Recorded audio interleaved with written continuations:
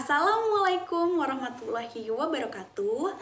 Halo everyone, perkenalkan nama saya Mary Putri Cahyani dengan NPM 234111138 dari kelas manajemen 23B Universitas Teknokrat Indonesia.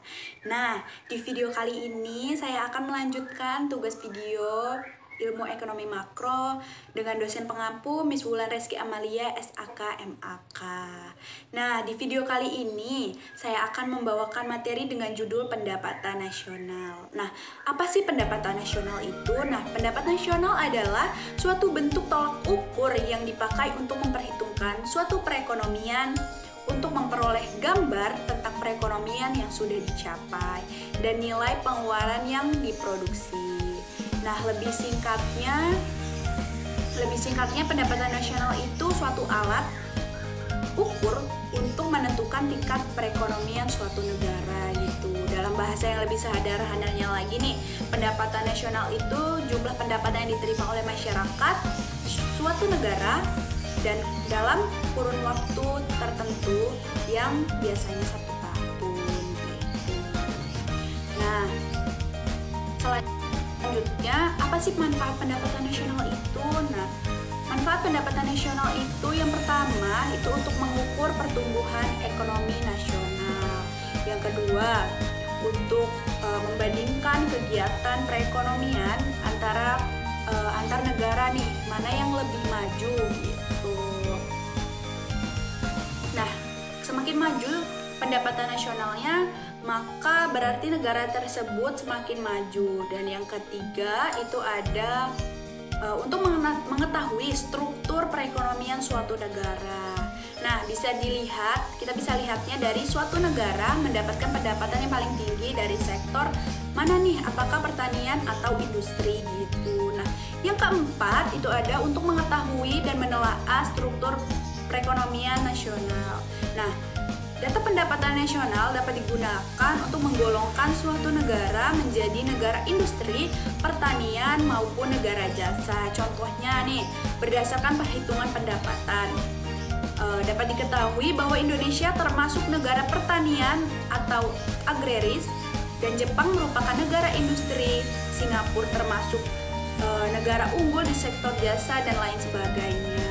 Dan yang terakhir atau yang kelima itu untuk menentukan besarnya kontribusi berbagai sektor perekonomian terhadap pendapatan nasional. Misalnya kayak sektor pertanian, pertambangan, industri gitu. Nah, data tersebut ini bisa digunakan untuk membandingkan kemajuan perekonomian dari waktu ke waktu dan membandingkan perekonomian dari negara ke suatu negara lain atau antar daerah, dan sebagai landasan perumusan kebijakan pemerintah. Nah, terdapat faktor yang mempengaruhi pendapatan nasional. Yang pertama itu ada konsumsi dan juga tabungan. Nah, konsumsi adalah pengeluaran total untuk memperoleh barang atau jasa dalam suatu perekonomian dalam jangka waktu tertentu. Nah, biasanya itu 1 tahun. Nah, sedangkan tabungan adalah bagian dari pendapatan yang tidak dikeluarkan untuk konsumsi. Nah, di antara konsumsi dan pendapatan dan juga tabungan sangat erat hubungannya.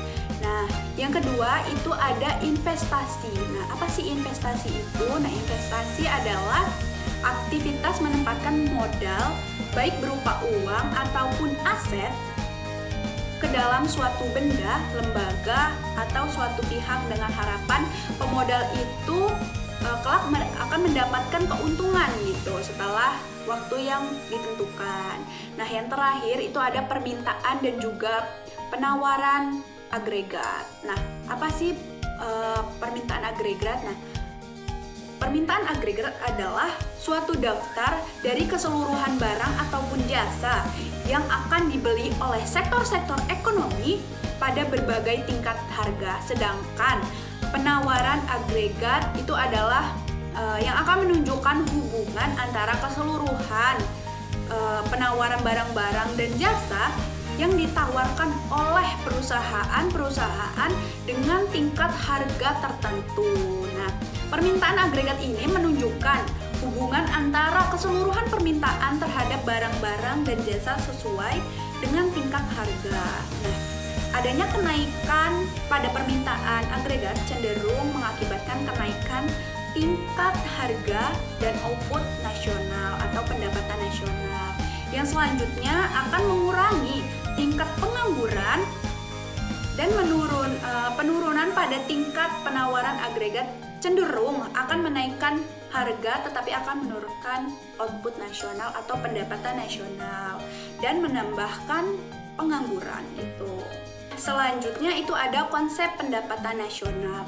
Yang pertama itu ada pendapatan nasional neto atau NNI. Nah, pendapatan nasional neto atau net national income adalah pendapatan yang dihitung menurut jumlah balas jasa yang diterima oleh masyarakat sebagai pemilik faktor produksi. Nah, selanjutnya yang kedua itu ada pendapatan perseorangan atau PI, yaitu jumlah pendapatan yang diterima oleh setiap orang dalam masyarakat, termasuk pendapatan yang diperoleh tanpa melakukan kegiatan apapun. Yang ketiga itu ada pendapatan siap dibelanjakan atau DI. Nah, pendapatan yang siap dibelanjakan atau disposable income adalah pendapatan yang siap untuk dimanfaatkan guna membeli barang atau jasa konsumsi dan selebihnya menjadi tabungan yang disalurkan menjadi investasi. Yang keempat itu ada produk domestik bruto atau GDP, yaitu jumlah nilai barang dan jasa yang dihasilkan oleh unit-unit produksi di dalam batas wilayah suatu negara selama 1 tahun. Nah, yang kelima atau yang terakhir itu ada produk nasional bruto atau PNB, yaitu nilai produk berupa barang dan jasa yang dihasilkan oleh penduduk suatu negara atau negara nasional selama 1 tahun, termasuk hasil produksi barang dan jasa yang dihasilkan oleh warga negara yang berada di luar negeri, tetapi termasuk hasil produksi perusahaan asing yang beroperasi di wilayah negara tersebut. Nah, terdapat nih 3 metode perhitungan pendapatan nasional. Yang pertama itu ada pendekatan pendapatan.